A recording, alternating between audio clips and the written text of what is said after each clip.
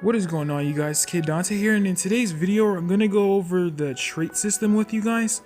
Now, the trait system is a new update that came along with Union Cross, aside from multiplayer, of course.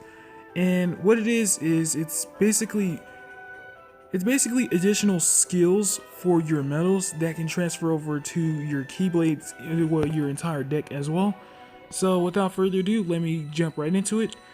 So how does it work exactly, and how do you get these so-called traits? The trait system is basically self-explanatory and it's pretty easy to get used to.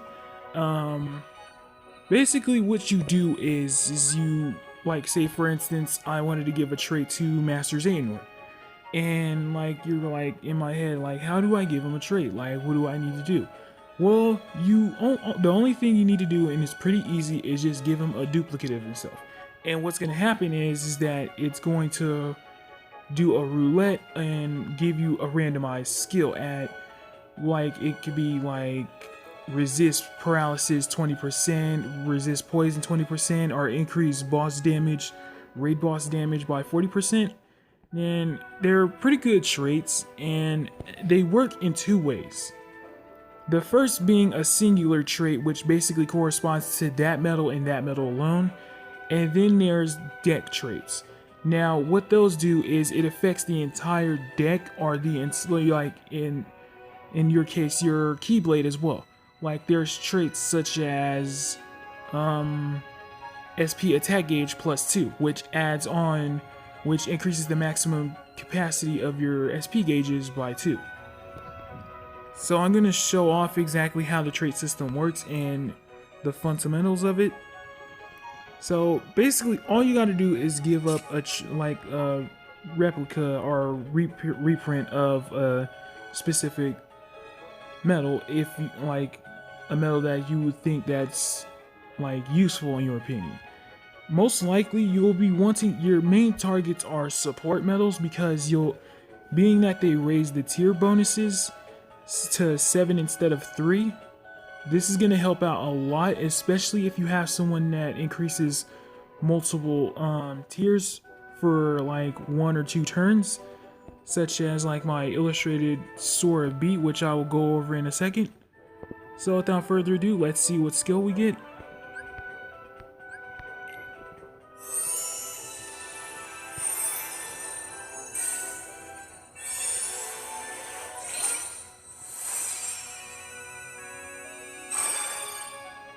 Okay, so we have resist paralysis plus 20%.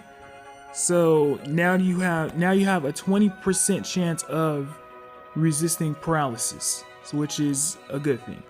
Like I said, none of them are bad traits. They're all good traits in a sense, but it's basically on what you want it for. If you don't get that like trait that you want like really badly, don't give up hope, because if worse comes to worse, you're going to end up pulling again and eventually getting a reprint of that medal, so you can put together another reroll for a trait, and then you'll end up getting the trait that you need.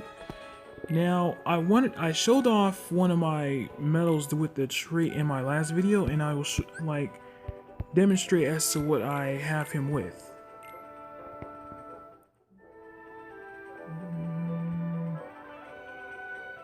Here.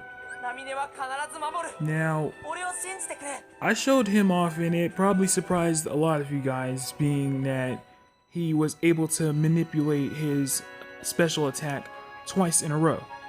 Now, this is probably my favorite medal with a trait by far, because this duplication 40% is a really useful trait, especially for a stat booster or support medal. And right now, the biggest craze that you want this trait for is Illustrated KH2 Kairi, being that instead of 10 gauges,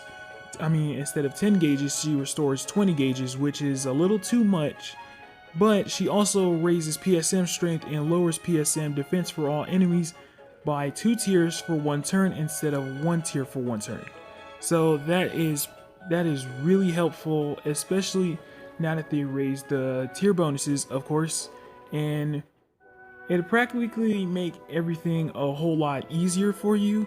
But if you're new to this, I would suggest getting used to the game first, then worry about traits, because you want to focus on your main priority is getting medals for these traits.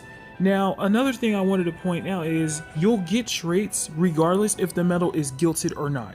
So don't worry or don't discourage yourself if the medal's guilted and you're like, oh, I missed my chance at giving it like traits or whatnot.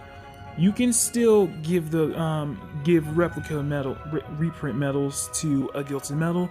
The only thing is, if it's maximized, it'll skip the guilting process or guilting animation and go straight forward with the trait process.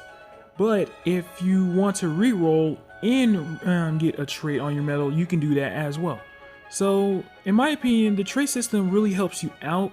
It's really fundamental. It's really easy to get used to once you mess around with it a little bit and you're comfortable like with what you're capable of like pulling out with these traits. Then you're gonna find it a really helpful tool, especially like in the Proud Plus quest. I know for an absolute fact that they are going to be getting harder now that they did all this stuff, adding these traits, raising the tier bonuses and all that stuff. I know for a fact that it's going to get harder. But at the same time, if you're a high ranked player or a medium to high ranked player, you have no worries about it, especially if you get good traits on your medals, especially stat boosters and support medals. You have nothing to worry about. So do not let this discourage you. Like, especially if you're new to this game, do not worry about this. Focus on getting medals and guilting them, because at the same time of working on guilting them, you will end up getting really good traits for them. Now, another thing I wanted to point out is that Mickey and Brooms will not work the same. They are wild cards, yes, and they like help out get you orbs and whatnot, but that's all they're capable of doing. That and rerolls. So Mickey and Brooms will not give you traits, unfortunately. But if worst comes to worst, you will come across a lot of reprints, especially with premiums and epics and rare medals as well. Even though you may not use them, they will get certain traits that you find will become more useful. Like my Vanitas, who has SP attack gauge +2. Now, for my missing ache, he would be useful because he would stack on like 2 gauges, which will bring it up from a 9 to all the way to 11. So that's why I'm so happy with this new like trait system, because it gives you like a fighting chance when you feel like you're up against the ropes. So definitely start, like, if you're beginning this and like you're unfamiliar with what the trait system is, just have some fun with it. Just like experiment what you feel like will help you out in the long run or whatnot.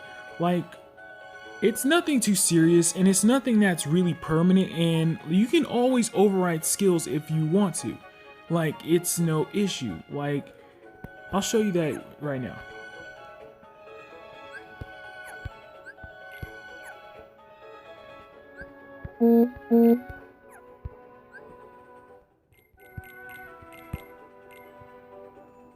Okay, so say on my Riku I have duplication 40% and I didn't want that. Now all you need to do is put on an additional duplicate medal and you will re-roll that medal. Now it may give you a better trait or a lesser trait. If it gives you a lesser trait than what you have, then skip it. If it does, then by all means take it into your wings, and there you go, you have a brand spanking new trait. Anyways, you guys, I hope you find this video informative as to what the trait system offers and how it works and whatnot. There will be more traits that they announced that there will be more traits coming in the future. So I'm really excited to see what like comes into this like new system. I'm really happy about it, and you guys should too. As I said before, experiment with it a little bit before like you get too hectic about it, and like you'll find that it's pretty easy to get used to and whatnot. So there you have it.